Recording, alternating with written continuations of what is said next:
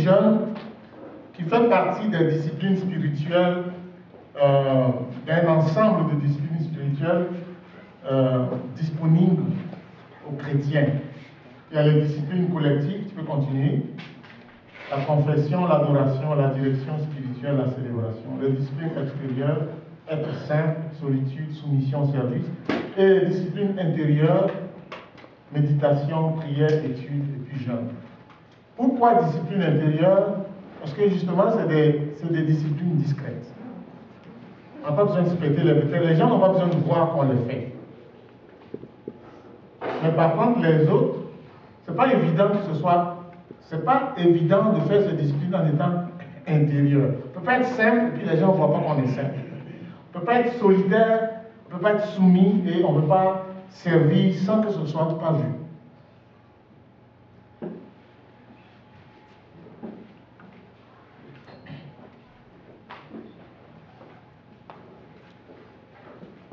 J'ai aussi dit qu'il y a le jeûne volontaire et le jeûne involontaire. Volontaire parce que nous décidons par la grâce de Dieu de jeûner.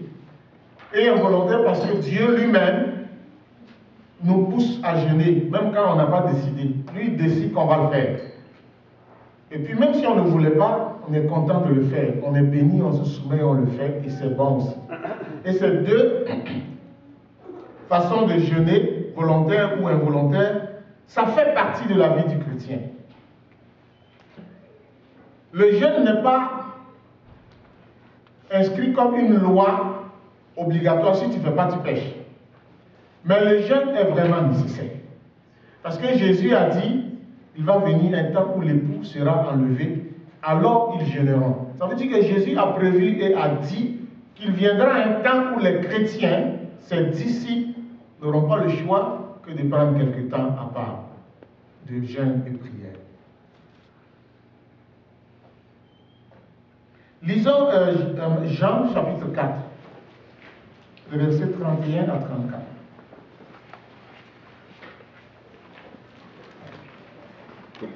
Je prends ce texte parce que le Seigneur m'a parlé un peu là-dessus durant la semaine et je voulais entourer mon message de ça. Jean chapitre 4, verset 31.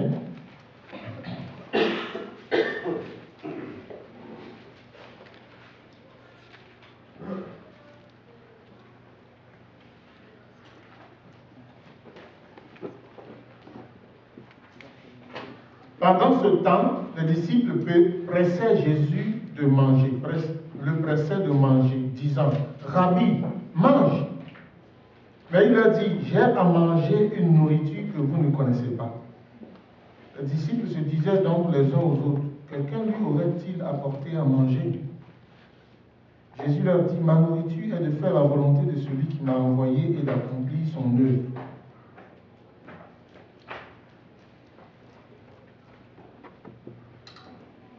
Pendant ce temps, les disciples prièrent Jésus de manger. Maître, mange quelque chose, disait-il. Mais il leur répondit, j'ai à manger une nourriture que vous ne connaissez pas. Les disciples se demandaient alors les uns aux autres, quelqu'un lui a-t-il apporté à manger? Jésus leur dit, ma nourriture, c'est d'obéir à la volonté de celui qui m'a envoyé et d'achever le travail qu'il m'a confié. Ça, c'est ma nourriture. Donc, la vision de Jésus, ce qui faisait triper Jésus, ce n'était pas de la pâte, ce n'était pas du riz, ce n'était pas du foufou, ce n'était pas de la dinde à Noël, ce n'était pas de la tourtière, mais c'était de faire la volonté de son Père. Donc, Jésus pouvait consacrer plus de temps à ce qui dirigeait sa vie qu'aux autres choses essentielles, mais pas éternelles. Quand j'ai lu ce passage, le Seigneur m'a montré que manger, c'est important. On est d'accord? C'est important de manger. D'ailleurs, dans Matthieu 6, Jésus va dire quelque chose qui montre que manger c'est important. Matthieu 6, verset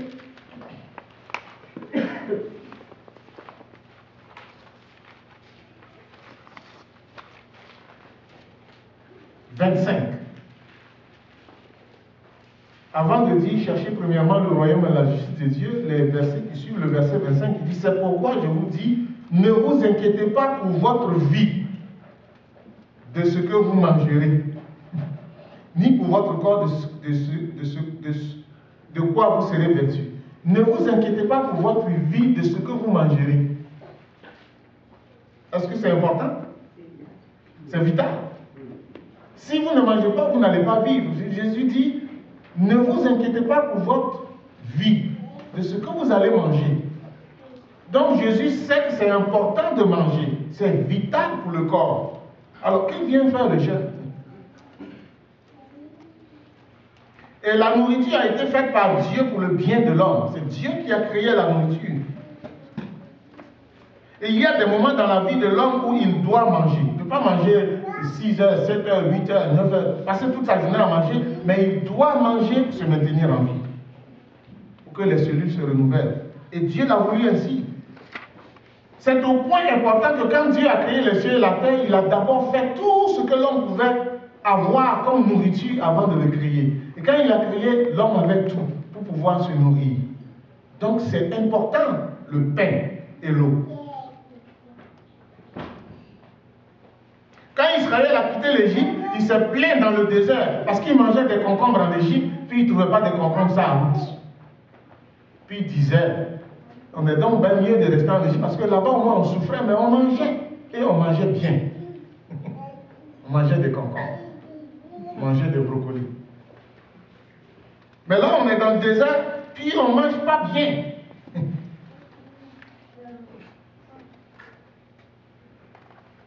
Et à cause de la nourriture était tellement importante que Dieu a fait de ça la manne et la caille.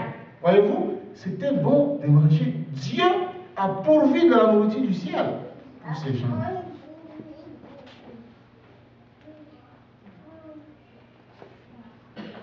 Et lui-même, il leur a dit, je vous conduis dans un pays où fait quoi? Où coule le lait et le miel.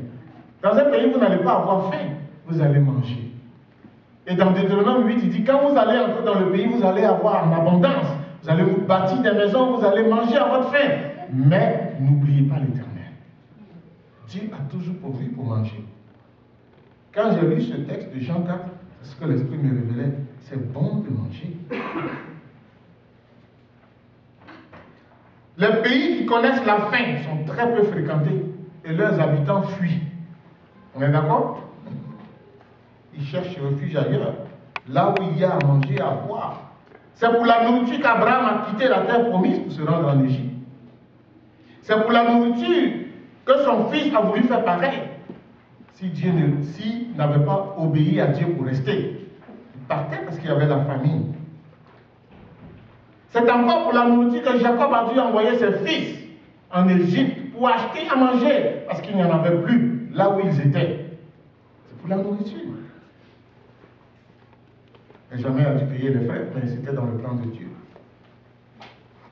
Nous travaillons sans relâche, jour et nuit. Nous nous levons le matin, nous allons et nous venons à 90% à cause du pain, n'est-ce pas? Que donc vient faire le jeûne si c'est si important? Il dit à l'homme, puisque tu as écouté la voix de la femme et que tu as mangé de l'arbre au sujet duquel je t'avais donné cet ordre, tu n'en mangeras point, le sol sera maudit à cause de toi, c'est à force de peine que tu en tireras ta nourriture tous les jours de ta vie.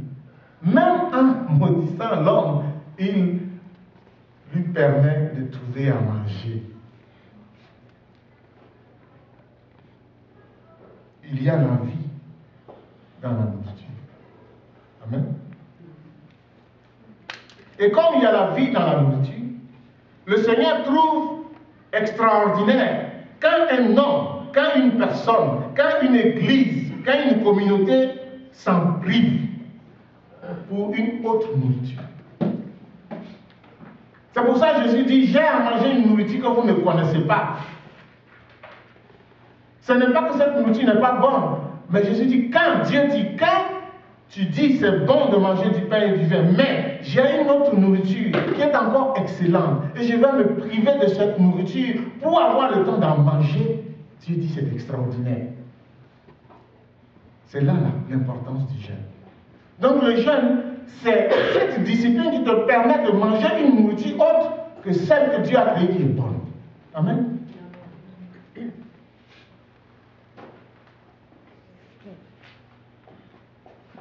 Quand tu décides de t'éloigner du pain quotidien pour prier, pour chercher Dieu, pour demander sa grâce, son pardon, son intervention, Dieu se laisse toucher. Parce qu'il réalise que tu veux manger une autre nourriture comme Jésus. Et tu veux t'attacher à lui. Le jeûne, c'est le moyen le plus efficace pour manger cette autre nourriture dont Jésus parle. J'ai à manger une nourriture que vous ne connaissez pas. Amen. Maintenant, pourquoi, comment jeûner? Alors, tu vas appuyer. Je vous avais parlé aussi du marteau-piqueur. Vous allez voir encore.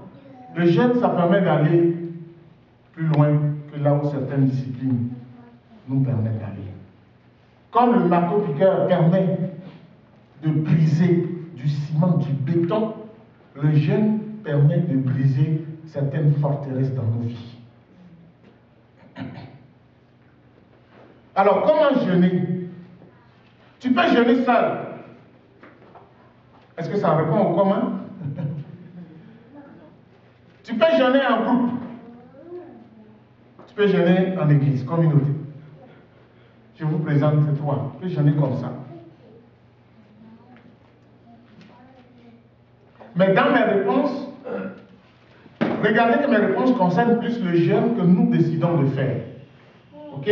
Parce que quand Dieu nous pousse dans un jeûne, il pourvoit aussi, il a déjà préparé tout pour que tu rentres là-dedans. Donc, tu n'as même pas le temps de dire, ben, je vais faire ci, je vais faire ça, puisque ça vient de Dieu. Donc, prenez mon comment comme étant le jeûne que nous-mêmes décidons, avec l'Esprit de Dieu toujours, de faire. Ça va? Ça n'exclut pas l'autre. Mais en général, Dieu pourvoit déjà quand lui-même nous demande de le faire, il nous pousse là-dedans. Tu peux jeûner seul, tu peux jeûner en groupe, vous pouvez jeûner en église. Mais voici ce qu'il faut observer. Il faut prendre le sac et la cendre. Quand tu jeûnes, il faut que tu prennes le sac et la cendre. Maintenant, ne me dis pas qu'on va aller acheter des sacs dans les magasins, puis on va se mettre dedans, puis on va se rentrer dans le sac. C'est pas ça. C'est une image, parce que c'est comme ça que ceux qui ont jeûné avant, beaucoup dans l'Ancien Testament faisaient. Dans Daniel, chapitre 9, verset 3, il est écrit,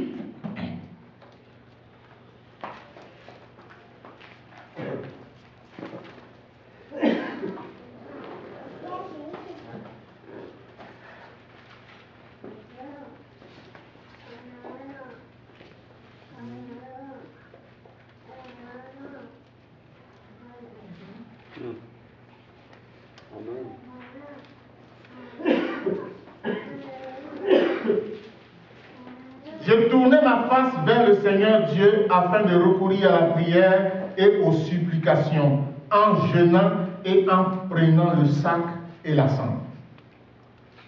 Jonas 3 aussi, verset 5, dit que la ville de Ninive, tous les habitants de Ninive proclamaient un jeûne, y compris le roi, et ils prenaient le sac et la cendre.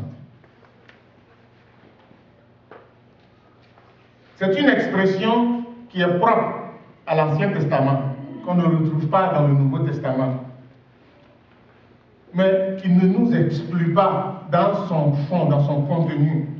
Parce que ceux qui faisaient ainsi entraient dans le deuil. Le jeûne était pour eux comme un temps d'humiliation. Ce n'est pas un temps de joie. On réalise un besoin, on réalise une faute, on réalise une situation de crise. Et on décide de se priver de nos joies quotidiennes pour rentrer dans un temps de prière. Et en général, quand les gens ont péché, ont mal vécu, et que Dieu ouvre leur intelligence et leur cœur à la repentance, tout ce qu'ils font, c'est de rentrer comme dans un deuil. Prendre le sac et la cendre, c'est le signe de deuil. Donc, ils ne pensent plus à qui ils sont. Quand tu jeûnes, tu oublies ton statut social. Ce n'est plus important. C'est ce que tu veux qui devient important. C'est pour cela que le roi lui-même a pris le sac à Ninive. Daniel l'a fait. Un jour, ce n'était pas au sujet du jeûne, mais la femme de David dit, mais pourquoi tu danses, toi le roi, tu danses devant les gens, ce n'est pas comme ça qu'un roi doit dire. Non. Moi, quand je loue l'Éternel, là, je ne pense plus si je suis chef d'État. Quand je loue l'Éternel, je loue l'Éternel. Et quand je jeûne, je ne pense plus si je suis le chef d'État ou le Premier ministre, ou si je suis le pasteur de l'église du berger, ou l'ancien, ou celle qui fait les annonces, ou whatever. Mais quand je jeûne, c'est ce que je cherche qui est important, c'est parce que je suis. Prendre le sac et la cendre. Daniel l'a fait, pas parce qu'il avait péché aussi, pas parce qu'il avait une demande de pardon, mais Daniel l'a fait parce qu'il s'est souvenu de ce que Dieu avait dit, prophétisé. 70 ans plus tard, je vais ramener, délivrer mon peuple d'Israël en exil. Et Daniel découvre ça et il dit non, c'est le temps, Seigneur, que tu agisses. J'ai compté, ça fait 70 ans. Il prend le sac et la cendre et il prie et il demande pardon pour les péchés de son peuple afin que Dieu ramène Israël. Mais regardez, Dieu avait promis, 70 ans sont passés. Alors il n'a qu'à accomplir ses promesses. Je pense que quelqu'un encore va se mettre à genoux et puis prendre le sac et la cendre.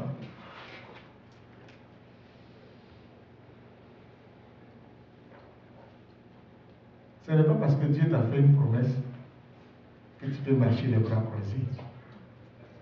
Oh ben il nous l'a promis, il va le faire en son temps. C'est correct. Mais le veux-tu? La promesse? Mais prouve-le lui. Voulez-vous votre bâtiment? Est-ce qu'on veut notre bâtiment? Amen. Mais ne disons pas, ben, il a dit qu'il va nous le donner, puis qu'il nous le donne quand il voudra. Puis nous autres, cela coule tous. Non? Il faut qu'on prouve à Dieu qu'on veut le bâtiment. C'est important pour nous. Amen? Amen. Suivant. Prendre le sac et la cendre, c'est l'idée de s'humilier. Ce n'est pas physique. Eux, ils l'ont fait comme ça, mais tu pouvais le prendre et puis passer à côté de la coche. Parce que l'idée, c'est de s'humilier devant Dieu. Le jeûne exige la discrétion et puis il faut être détendu. Il ne faut pas que tu jeûnes et puis que le jeûne soit une corvée. Ce n'est pas une corvée. Ce n'est pas quelqu'un qui t'a dit, Nicole, il faut que tu jeûnes, c'est obligatoire, sinon tu ne seras plus membre de l'église. Ce n'est pas quelqu'un qui a dit ça. C'est toi-même qui, connaissant tes besoins, connaissant ta réalité, a dit, Seigneur, je veux mettre du temps à part, puis je vais jeûner. Il ne faut pas que ça devienne une corvée, un fardeau sur ta tête. Ce n'est pas un bon jeûne. Le jeûne, c'est comme une offrande. Quand je prends ma dîme et puis que je viens pour mettre dans mon panier, je n'ai pas besoin de dire, aujourd'hui, là, j'ai donné $250. Hey, que j'ai gagné 2500, j'ai donné 250. Divisé par 10, ça fait ma dîme. En plus de ça, j'ai mis un autre 50, ça fait 300.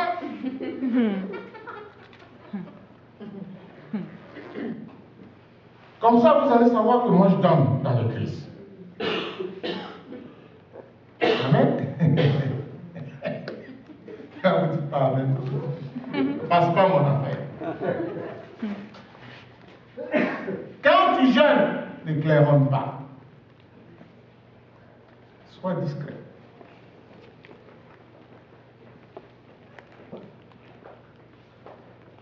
Pourquoi? Parce que si tu claironnes, si tu montres aux gens que tu jeûnes, tu as déjà ta récompense. On sait que Tony jeûne, il l'a dit. Maintenant, il veut quoi après?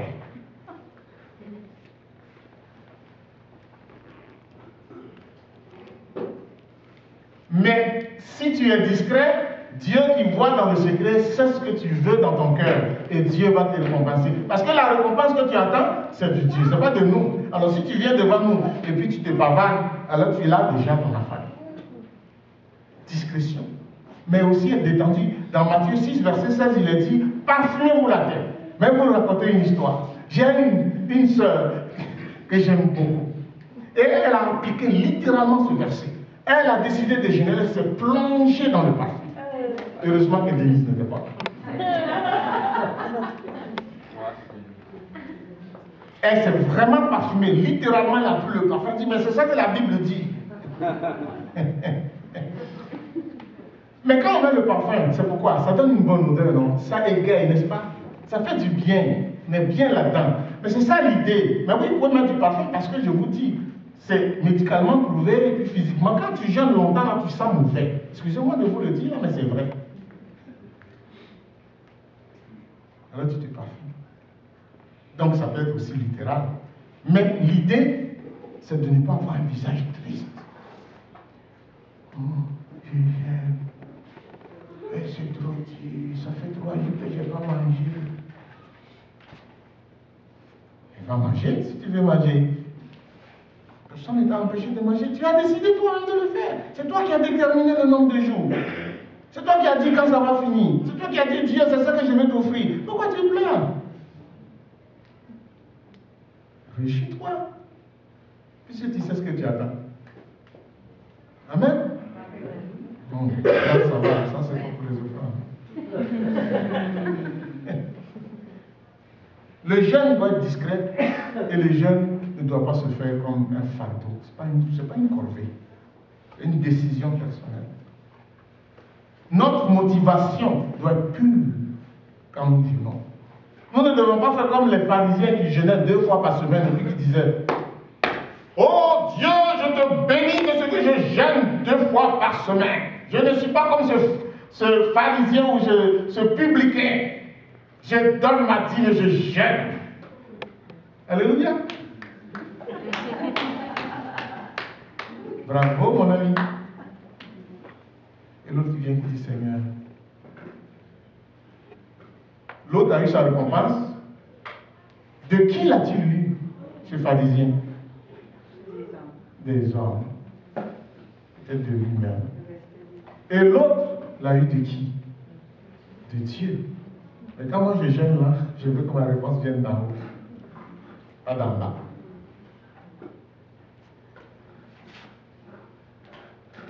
Nous ne jeûnons pas pour être vus des gens, comme nous ne donnons pas nos offrandes pour être vus des gens. Amen. Nous jeûnons pour nous humilier devant Dieu. Donc nous pouvons jeûner seuls, nous pouvons jeûner en équipe, nous pouvons jeûner en communauté, en allant dans un esprit d'humilité, en étant discret et détendu. Quand je jeûne, quand les gens me voient, lui là, ça fait comme des temps qu'il n'a pas mangé. Il a l'air triste, c'est pas possible. Non. Je dois être normal, comme monsieur tout le monde. Si je ne vous dis pas que je jeûne, vous ne devez pas le savoir. Ok?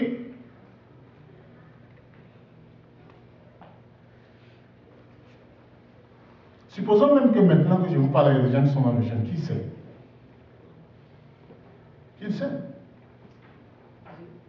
Dieu le sait. C'est ça qui est suffisant. Il faut toujours jeûner, vous dites comment? Pour un but. Il ne faut pas jeûner pour jeûner. Donc, on jeûne dans la discrétion, dans l'humilité, mais on jeûne pour un but. Si vous prenez les Écritures, tous les versets, tout ce qui parle de jeûne explique pourquoi les gens ont jeûné. Dans quel but ils l'ont fait? Quelle raison ils l'ont fait? Il doit y avoir une raison quand tu jeûnes. Si c'est juste pour... Parce que tu prends trop de poids et que tu veux perdre quelques livres, ben...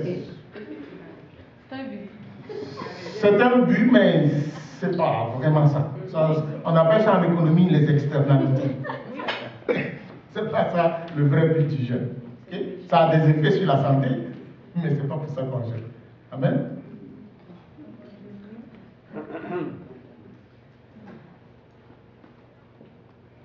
Les gens de Ninive vont jeûner pour le pardon de leurs péchés. Daniel a jeûné pour que Dieu délivre. Esther a jeûné pour que les Juifs ne meurent pas. Esdras a jeûné pour un bon voyage.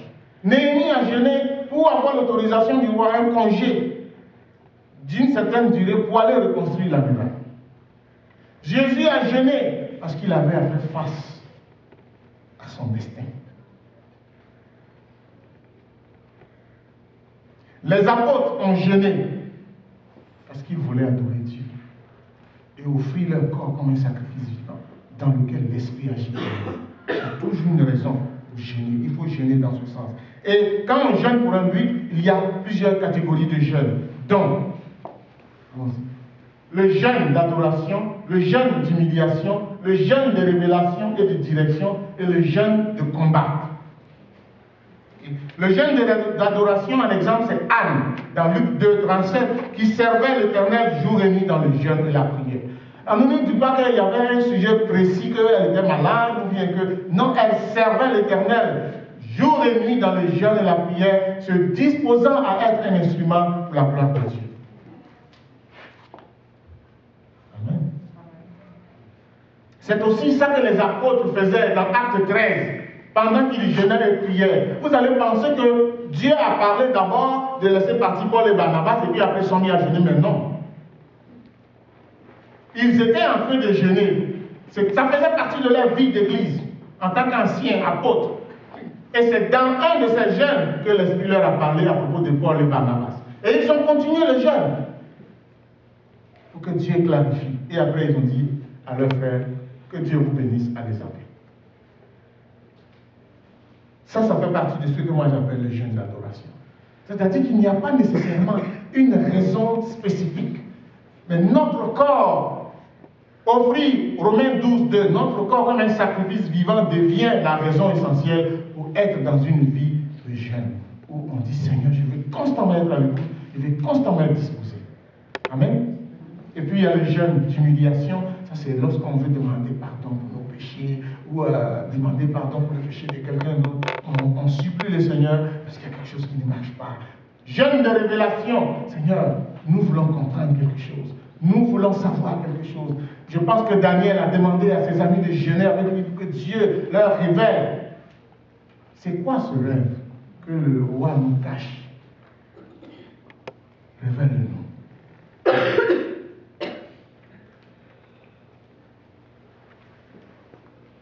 Nous voulons savoir, Seigneur, qu'est-ce qu'on fait avec le terrain? Qu'est-ce qu'on fait avec le bâtiment? On se met à genoux. Révèle-nous quelque chose. Direction. Jeûne de direction.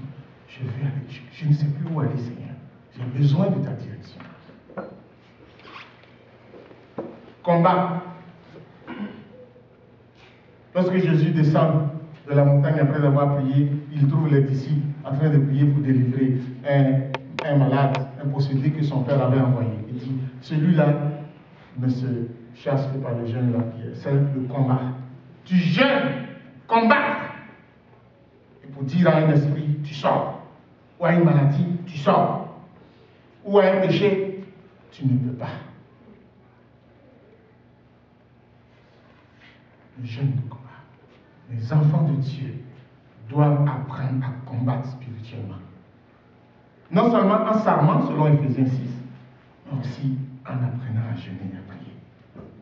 Amen. Parce que le combat n'est pas charnel, il est spirituel. Et on ne peut pas y arriver si nous ne sommes pas un vase qui est rempli de l'Esprit de Dieu. Si la chair est encore forte, ça va être difficile.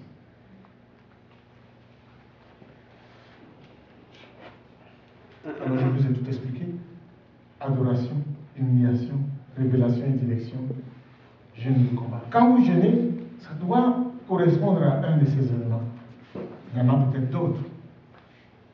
Que vous soyez seul, en groupe ou en église, ça doit correspondre à un de ces éléments.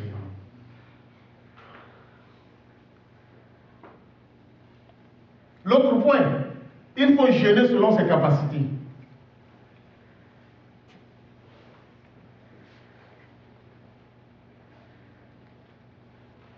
savez, ce que tu ne sais pas faire, il faut apprendre à le faire. Ce que tu n'as jamais appris à faire, il faut qu'à un moment donné, tu apprennes à le faire. Ce dans quoi tu n'es pas vraiment expérimenté, ça prend du temps. La Bible dit de donner, d'être libéral, seulement en fonction de ce que nous sommes et de ce que nous avons, et non pas en fonction de ce que nous n'avons pas. Mais si nous voulons jeûner, il faut qu'on jeûne aussi en sachant qui nous sommes, ce que nous savons, ce que nous avons, ce que nous n'avons pas. Si quelqu'un souffre du diabète, par exemple, et puis qu'il doit constamment régler sa vie, je ne lui conseille pas de trop jeûner. Dieu ne lui en veut pas. Est-ce qu'on se suit? Si quelqu'un a une maladie qui l'oblige, qui le pousse et qui lui demande de consommer régulièrement quelque chose pour se maintenir, je ne sais pas, c'est quoi cette maladie-là? Mais si tu as un mal physique, tu peux peut-être jeûner pour que tu sois délivré de ce mal. Mais pendant que tu as encore ce mal, attention à la façon dont tu jeûnes, parce que tu peux aggraver ta situation. Le jeûne, c'est pour ça qu'il n'est pas obligatoire. Et il faut connaître son corps pour entrer dans une telle discipline. Surtout quand ça doit prendre du temps. Donc il faut jeûner selon ses capacités. Et selon les capacités, voici quelques catégories de jeûne. J'ai un dimanche pour vous expliquer le comment, c'est long là, mais juste pour vous donner des flashs. Si vous voulez, on va revenir là-dessus. Il y a le jeûne surnaturel. Ce n'est pas donné à tout le monde. 40 jours sans manger ni boire. Ça vient vraiment d'en haut. C'est vraiment spécial. N'importe qui, aucun chrétien ne peut se lever comme ça et dire, moi, maman, je n'ai 40 jours et 40 nuits sans manger ni boire. Ça là, ça vient d'en haut. J'appelle ça le jeûne surnaturel. Moïse l'a connu, Jésus l'a connu, Élie l'a connu. Il a marché 40 jours et 40 nuits sans manger ni boire jusqu'à la montagne d'Oreb. Quand il avait fait tuer les 400 prophètes dans 1 roi 18, puis que la femme de Akab le pourchassait, il a dit que les dieux me punissent si je ne te fais pas ce que tu as fait à ces 400 prophètes. Élie a fui. Mais avant de partir, il a eu un peu à manger. On dit mange, il mange, il mange. Il a mangé, on dit qu'il a eu la force. Et avec cette force, il a mangé 40 jours et 40 nuits. Donc les prochains 40 jours et 40 nuits, il n'a pas mangé. Mais ça là, c'est Dieu seul qui peut te donner la force de rester dedans. Donc mon frère et ma soeur, je ne t'invite pas à jeûner 40 jours et 40 nuits sans manger ni boire.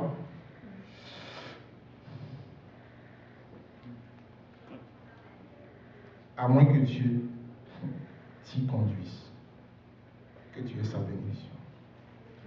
Les gens disent qu'ils me demandent qu'un homme ne peut pas survivre sans eau. Il peut ne pas manger. Mais sans eau, ce n'est pas possible de survivre. Plus de 40 jours.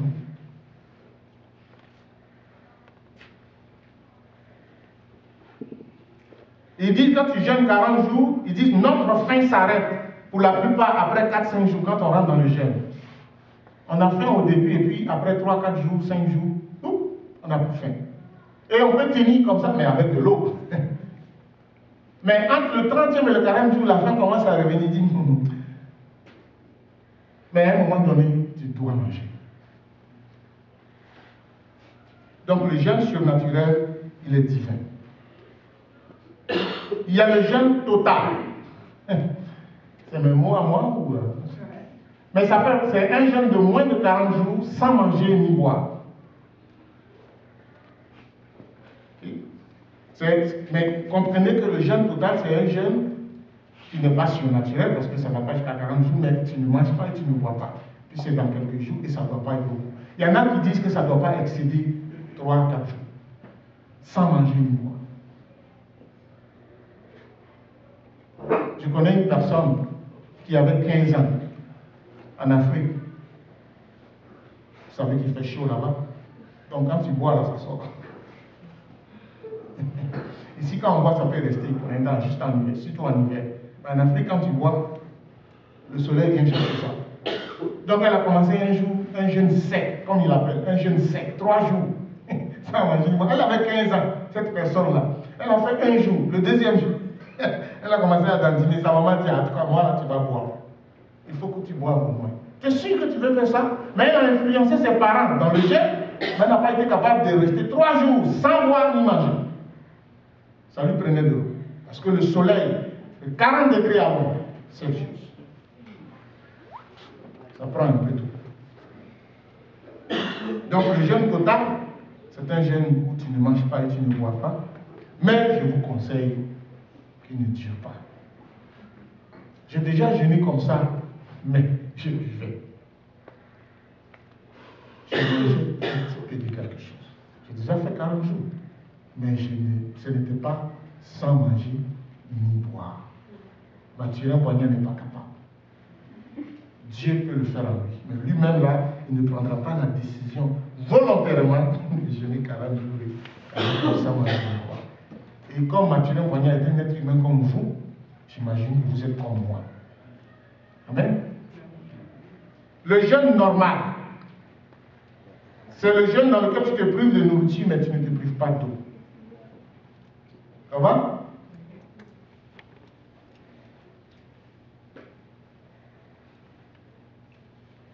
Il peut durer 40 jours. Tant que tu prends de l'eau, tu peux supporter ça. Et il y a le jeûne partiel. Ça veut dire que tu jeûnes, mais tu observes un régime spécial alimentaire. Ça, c'est ce que Daniel a proposé quand il avait été choisi pour un temps, afin qu'on choisisse des gens.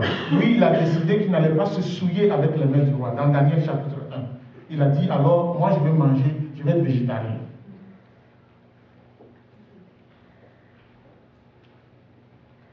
Alors moi, j'appelle ça jeûne partiel. C'est-à-dire que ce que tu as l'habitude de manger, parce que Daniel, il aimait la viande. Tout ce qu'on lui présentait là, il mangeait ça ordinairement. Mais sauf que pour une raison spéciale, à cause du fait que c'était des mets sacrifiés à des dieux païens, lui, il a dit, je ne toucherai pas. Mais il était là pour une cause. Il a dit, non, non, non, essaye. Moi, j'ai pris mon Dieu, donne-moi juste la salade. Donne-moi juste d'être végétarien pendant ce laps de temps. Et puis tu vas voir que même avec ça, Dieu est capable de faire des choses extraordinaires. Amen. Et enfin, il y a le jeûne du débutant. Le jeûne du débutant. Nous qui ne savons pas jeûner, qui n'avons pas appris à jeûner, qui entendons parler du jeûne et qui disons, nous voulons essayer. Mais tu peux commencer peut-être en supprimant ton déjeuner seulement. Vous pouvez aussi peut-être classer ça dans le partiel, là. Mais j'appelle ça le jeûne d'un repas. Tu dis que... Et puis il faut vraiment que le repas que tu enlèves, il faut que ce soit important pour toi. Parce que c'est facile pour les gens de dire je jeûne à midi, alors qu'à midi en général ils ne mangent pas. Ou c'est facile pour d'autres comme moi de jeûner le matin, alors que moi je n'ai pas l'habitude de prendre le déjeuner le matin. Ça, c'est pas un jeûne. Quand tu dis que tu veux jeûner ton déjeuner, ça veut dire que toi, là, le déjeuner, c'est tellement important que chaque jour, ça t'en prend. Alors, quand tu dis je n'en mange pas, c'est vraiment important pour toi. Parce que tu veux prendre ce temps-là pour l'offrir à Dieu. Donc, tu peux jeûner le repas du matin ou du midi ou du soir, dépendamment. Ça c'est surtout bon quand on veut apprendre la discipline. Des jeunes qui veulent commencer pour voir à quoi ça donne. Donc, un Benjamin, un Marc-Antoine, comme ça, dit moi, je veux jeûner.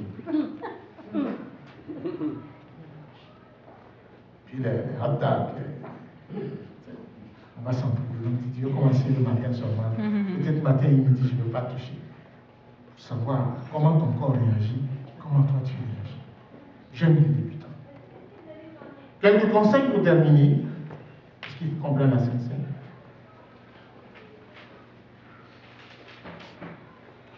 Buvez beaucoup d'eau quand vous faites un jeûne prolongé. Prenez de l'eau.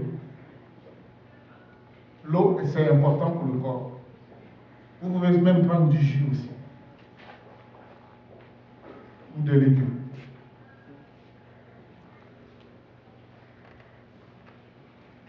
Les gens disent d'éviter de consommer des aliments qui excitent l'estomac.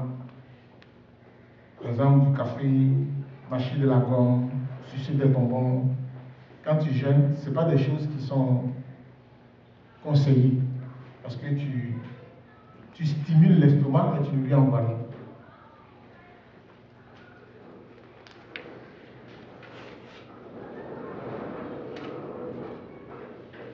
Tout ce que nous laissons pour jeûner doit effectivement être assez important pour nous disposer à prier. Et un certain Lindquist a dit, plutôt que de prendre 1 heure pour dîner, j'utilise ce temps pour aller à un endroit où je prie. Et là, je prends mon heure de dîner en communion avec Dieu et en prière. Et j'ai ainsi appris une dimension très personnelle de ce que Jésus a déclaré, j'ai à manger une nourriture que vous ne connaissez pas. Et un autre, Martin Lloyd a dit, le jeûne, si nous y pensons selon la vérité, ne doit pas être limité au domaine du manger et du boire. Le jeûne doit plutôt inclure aussi le fait de s'abstenir de tout ce qui est légitime en soi. Et ce, dans un but spirituel spécifique. Il y a plusieurs fonctions corporelles qui sont justes et normales et tout à fait légitimes, mais qui, pour des raisons spirituelles particulières et dans des circonstances spécifiques, devraient être contrôlées. Ça, c'est le vrai jeûne. Je termine en disant,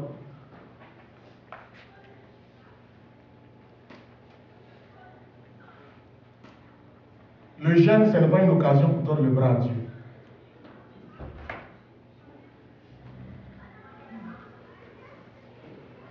Ça nous rapproche de Dieu. Ne pensez jamais que quand vous jeûnez, vous tordez le bras à Dieu. Le jeûne, c'est une discipline qui brise la force de la chair et qui élève l'Esprit de Dieu qui habite en nous et qui lui donne plus de place. Et nous sommes d'accord que quand l'Esprit agit, il y a des résultats. Amen. Donc le jeûne, ça permet de briser la chair et ses œuvres et de lever l'Esprit et son fruit. Donc ça ne peut pas faire que ne pas donner des résultats, mais ce n'est pas une façon de tordre le bras. Allez, je vais jeûner, puis Dieu va être obligé de me répondre. Tu n'as pas compris.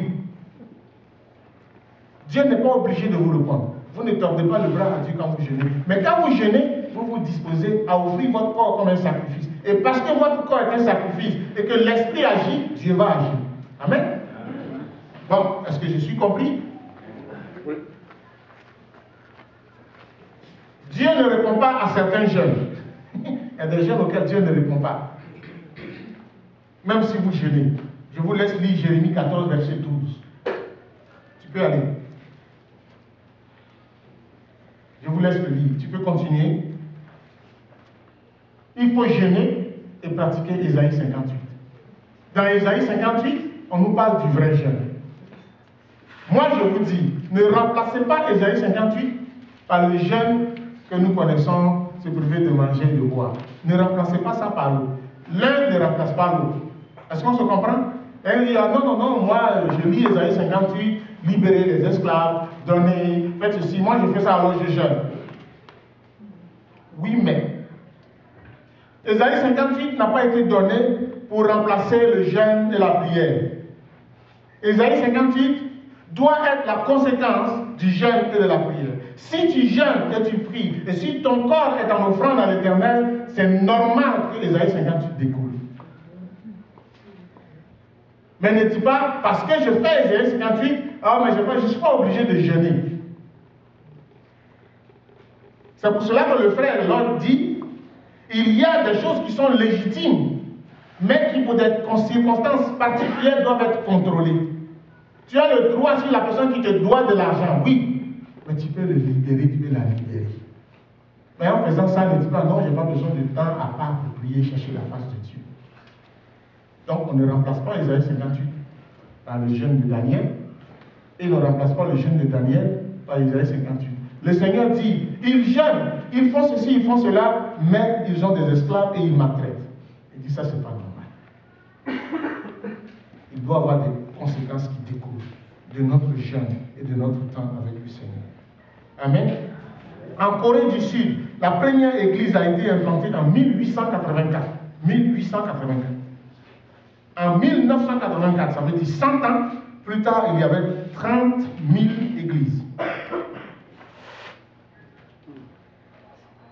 En 2000, 20 000 chrétiens ont jeûné pendant 40 jours.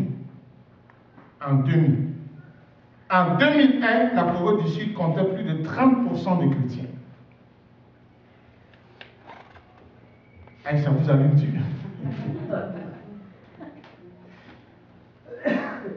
Ce pays est passé d'une seule église en 1884 à une population de plus de 30% de chrétiens en 2001.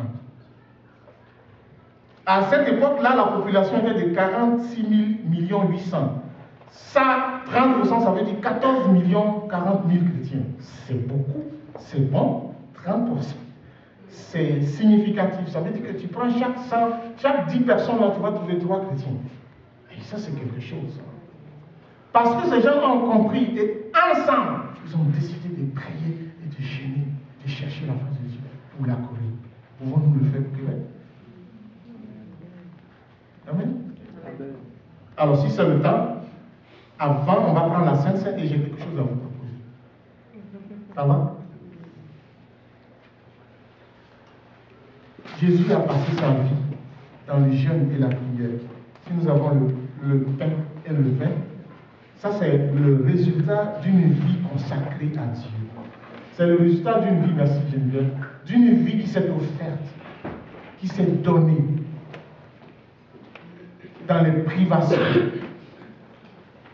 pour que je puisse dire, je suis sauvé.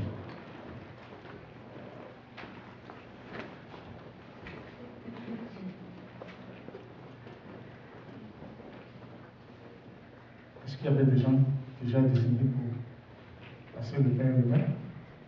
Sinon, j'appelle à l'autre le micro. Est-ce que vous voulez venir?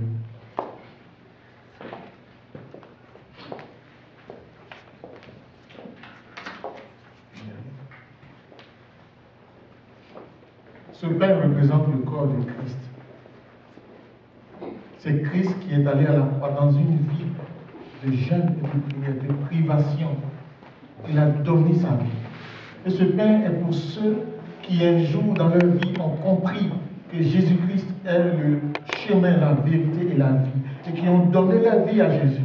Si tu n'as pas encore donné ta vie à Jésus, si tu n'es pas encore ce qu'on appelle chrétien, ne prends pas le pain. Mais tu pourrais le prendre si aujourd'hui même tu dis à Jésus, entre dans ma vie. Tu pourrais prendre ce pain. Et devenir chrétien, ce n'est pas compliqué. C'est aussi simple que bonjour. Mais c'est quand on devient chrétien que c'est compliqué. Parce qu'il faut vivre la vie de Jésus. Mais pour devenir chrétien, ce n'est pas compliqué. Tu n'as rien à faire. Tu as juste à accepter le sacrifice de Jésus sur la croix. Tu as juste à réaliser que tu as besoin de la vie éternelle.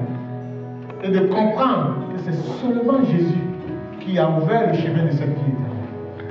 Et qui te pardonne tous tes péchés, passés, présents et à venir. Et qui te donne accès à la vie éternelle. Tu deviens chrétien, né de nouveau. Si quelqu'un n'a pas fait cette expérience, moi je l'invite, car cette vie que nous avons est une vie temporaire. Mais il y a une vie qui est éternelle. Et cette vie-là, elle est donnée aux chrétiens, à ceux qui veulent bien être chrétiens. Mais elle est pour tout le monde. Et c'est seulement les chrétiens qui l'ont.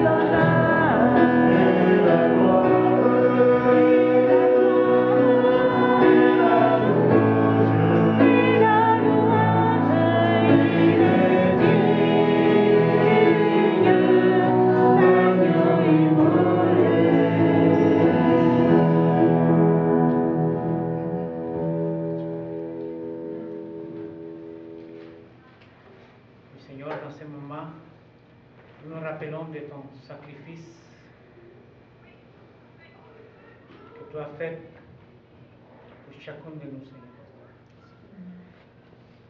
Même pour ceux qui ne croient encore, Seigneur. Nous nous rappelons de cette souffrance,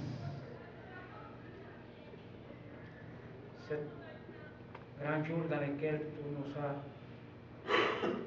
libérés, Seigneur. Merci. Nous te remercions aujourd'hui. Nous te louons pour ce que tu as fait pour nous, Seigneur. Pour ce que tu es pour nous, Seigneur. Merci. Amen. Amen.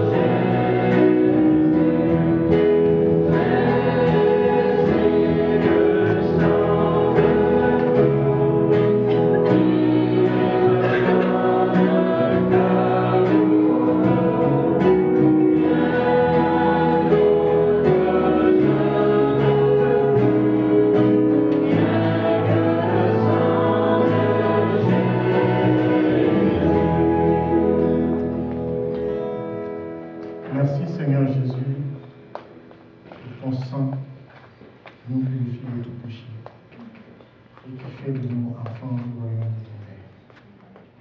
Merci Seigneur Jésus pour ta vie qui est un exemple, un modèle parfait, le modèle pour moi, pour chacun de nous. Merci pour ton sang précieux, rien que ton sang. Merci Jésus. Amen. Au nom de Jésus.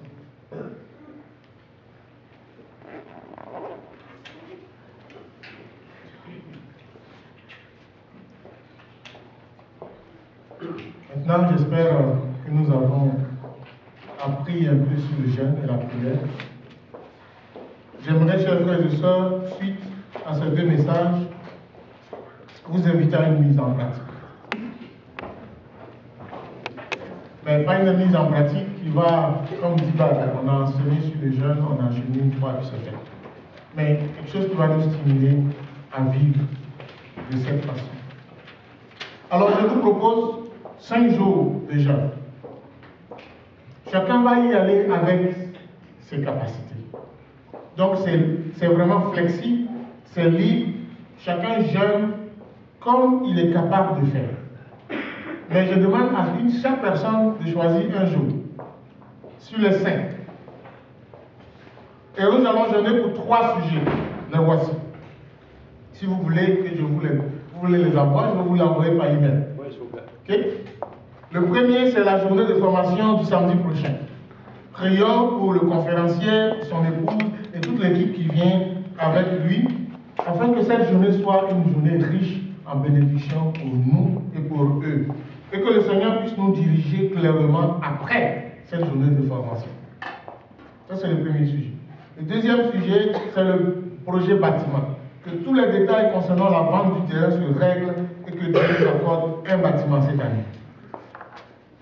Troisième sujet, pour ma vie personnelle. Pas celle de Mathurin, mais pour chaque vie personnelle. Ta vie à toi aussi. Que le Seigneur m'aide à faire le ménage, lui fasse le ménage dans ma vie et qu'il me dirige selon sa vision pour moi. Que ce soit clair, que je ne sois pas en train de tourner ça. Examinez-vous vous-même puis inscrivez-vous pour une de ces journées. Le jeûne n'est pas une corvée, le jeûne n'est pas une contrainte. Faisons-le donc sans contrainte ni regret. Et si vous êtes d'accord, priez. Et voici la liste. Il y a là-dessus lundi, mardi. Il y a 1 jusqu'à 9. Donc, ça peut prendre plus là. Et puis ici, c'est mercredi, jeudi, vendredi. Je ne vais pas vous punir pour ne pas manger samedi, parce qu'on a la journée de formation, on veut communier ensemble, on va manger, ok? Mais on commence demain et puis on finit vendredi. Ça va? Alors, la feuille est là, venez remplir, moi je vais partir avec. Et je vais prier pour vous. Moi aussi, je vais choisir un jour là-bas. Que Dieu nous bénisse et nous accorde sa grâce. Amen.